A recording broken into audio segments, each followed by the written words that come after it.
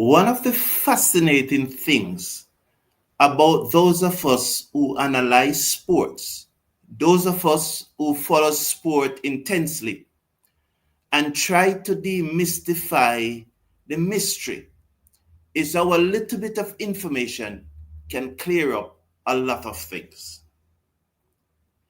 At about 3 minutes to 8 this morning, Jamaica time, Cricket West Indies media released an updated squad for England, informing us that Rutherford had arrived in England on Sunday and will be available for selection for the third and final one-day international tomorrow against England.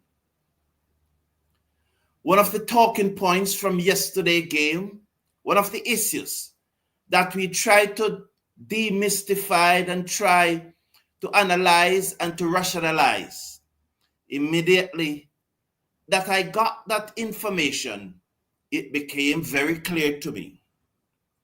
Hello everyone, and welcome to the #1 cricket channel in the Caribbean. I thank you for being here. Slash a like on the video and click on that subscribe button. I won't be very long this morning, probably 5 minutes the most. I'm just here to pick the West Indies playing 11 for tomorrow's game. Now that Rutherford is available for selection and he must play, then that playing 11 now becomes a little challenging to select. So I decided to take the opportunity and select my playing 11 for tomorrow. This would have been the West Indies squad that is in England, adding Rutherford to that squad. And so here is the squad that is in England. Shai Hope, Joel Andrew, Casey Carty, Ruston Chase, Matthew Ford, Rutherford, Justin Greaves, Amir Django, Alzaro Joseph, Shamar Joseph, Brandon King, Evan Lewis, Gudakesh Moti, Shimron Etmire, Jaden Seals, Jedediah Blades. It doesn't matter what we think or who should be there. These are now the 16 players that are there. And tomorrow's playing 11 will be coming from these 16. No one else, these 16. As you see there, I highlighted 8 names. And also have a question mark beside Evan Lewis' name. I am going to pick this playing 11 with the assumption that Evan Lewis is still not fit and have not recovered from the injury he picked up just before the first one-day international. You would all agree with me that Shai Hope, Casey Carty, Ruston Chase, Shafane Rutherford, Justin Greaves, Alzaro Joseph, Brandon King, and Jaden Seals will be in that playing 11, barring injury. Now, if you look at those 8 that I've selected, you would see that I have an asterisk beside 4 names. Those are Ruston Chase, Justin Greaves, Alzaro Joseph, and Jaden Seals. Those are the 4 bowling options from the 8 that are must play tomorrow. Now, West Indies have been going into these matches with 6 bowling options, albeit that Justin Greaves and Ruston Chase to a lesser extent are seen as part-timers. I think that Ruston Chase is probably above the level of part-timer. With the inclusion of Shafane Rutherford, I think that he can add a 2 or 3 overs to the bowling attack. However, I would not pencil in Shafane Rutherford as one of my 6 bowling options. Therefore, I would need 2 more bowling options to complement the 4 that have been selected. Now, Matthew Ford against England in the Caribbean last year, he got 8 wickets in the 3 ODI match. He was injured. He has been injured since. Against Ireland, he picked up 3 wickets in the first match, then a magnificent half-century equaling the world record in the second match against Ireland. And in the third match, I cannot recall whether I got a wicket or it was none at this stage. Therefore, he has been performing fairly, he has been performing well. He has been performing good for the West Indies over those last 6 matches that he played in.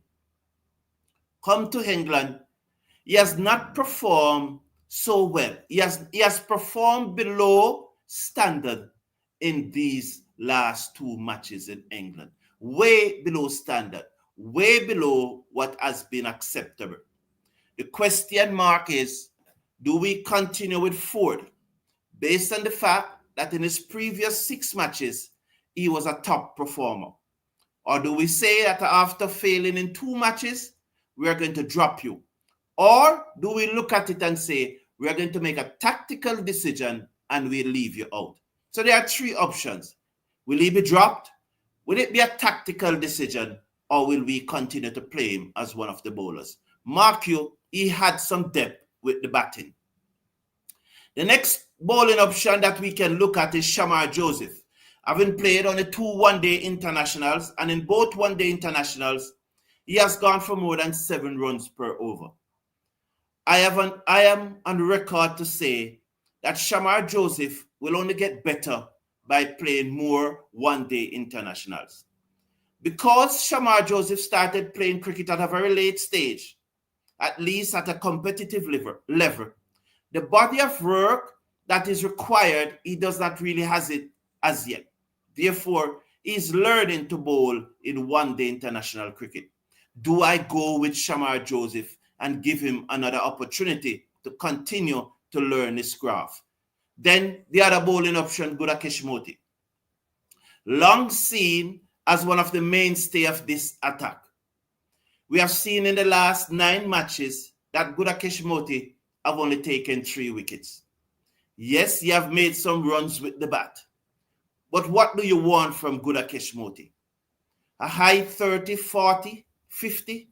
Or do you want 3 wickets for 45 runs? Or 3 wickets for 50 runs? Which one you'll take?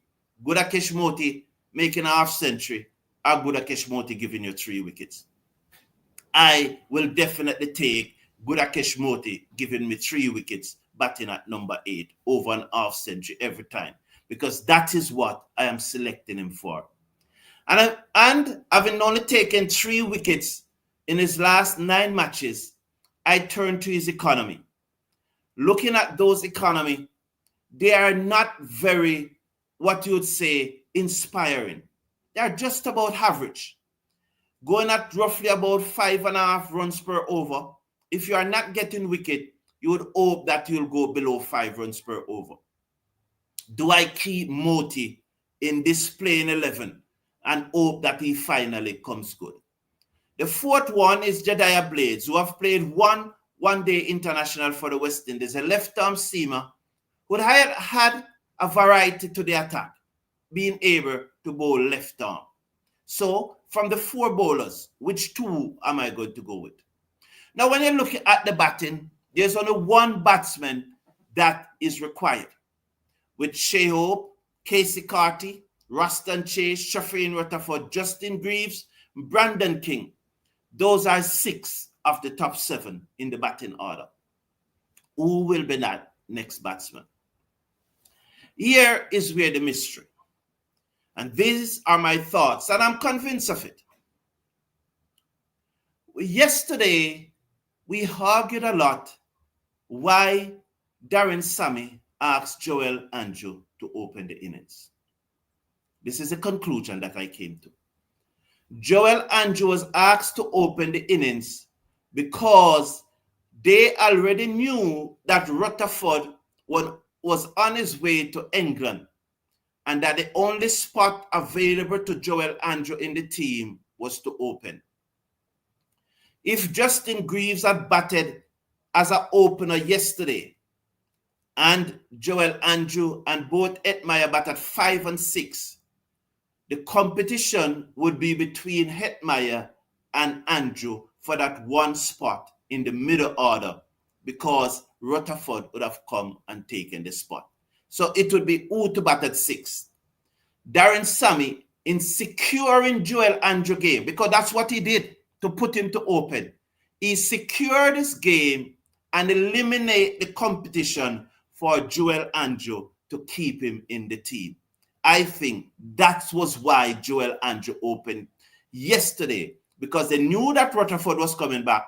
They knew that Rutherford was coming to bat at number 5, and they did not want Joel Andrew to be in a competition with Edmeyer for that middle order spot. So they put him to open, and so Rutherford will come in and Edmeyer will be out. So my playing 11 for tomorrow is Brandon King and Joel Andrew to open the innings. Casey Carty at 3, Shea Hope at 4, Shafane Rutherford at 5, Justin Greaves at 6, Raston Chase at 7, Budakesh Moti at 8, Alzari Joseph at 9, Shamar Joseph at 10, and Jaden Seals at 11. Of the 3 options about Matthew Ford, did I drop him? No. I did not play him, obviously, but he was left out for tactical reason. So that's my playing 11. As I said, I was only going to be short this morning. Thank you for being here. Good morning, Atina. Happy to see you here, Atina. How are you doing? And so Mr. Casanova is saying that no dilemma at all. As long as Rutherford isn't jet lagged, he plays. No question asked. But again, dear Mr. Casanova, you jumped the gun. And I am happy when I can put out a tiker and you jumped the gun, because clearly I was not talking about Shafane Rutherford. And if you were listening to me carefully yesterday, Mr. Casanova, you'd have heard that I said that once Rutherford is there, Rutherford plays. So you weren't listening to me. And thank you for jumping the gun, Mr. Casanova. Don't try to preempt me. You'll never know what I'm coming with. You need to listen to me first. Morning to you, Atina. It's a pleasure being here. When Matthew Ford was jumping and hopping on his run-up, he was bowling a lot better. So you had identified that Matthew Ford because he cut out this jump. So who told him? Who do you think told him that he needs to stop jumping up on his run-up? And, you know, the cynics would say that can't be the reason. But persons who play sports knows that there are some little idiosyncratism that allows you to perform. If you look like someone like Steve Smith, Rafael Nadal, you know, they do all these little things. Rafael Nadal have to do all these little things before he serve or before he's ready to receive a serve. Steve Smith has to do all these little things, and the list is a long list. And Mr. Casanova, as trivial as that may seem for a sportsman, it may not be all that trivial. And maybe Mr. Casanova on this occasion is onto something, as he's not second guessing me on this occasion. I will make one change to the team. Rutherford for Chase. No need to drop Andrews. His name is Andrew though, not Andrews. We are seeing the result of having one person as a selector, said Athena. Very, very, very good point there, Athena. When one person makes all the final decision, this is what is happening. That's a very, very good point there, Athena. So my playing 11 again for tomorrow's match: King Andrew, Carty Hope, Rutherford Greaves, Chase Moti, Joseph, and Seals. Thank you all for tuning in. Have a wonderful day, and may God bless you. Take care of yourself. Take care of your loved ones. Bye for now, and see you tomorrow morning for the watch along when it's the final prayer.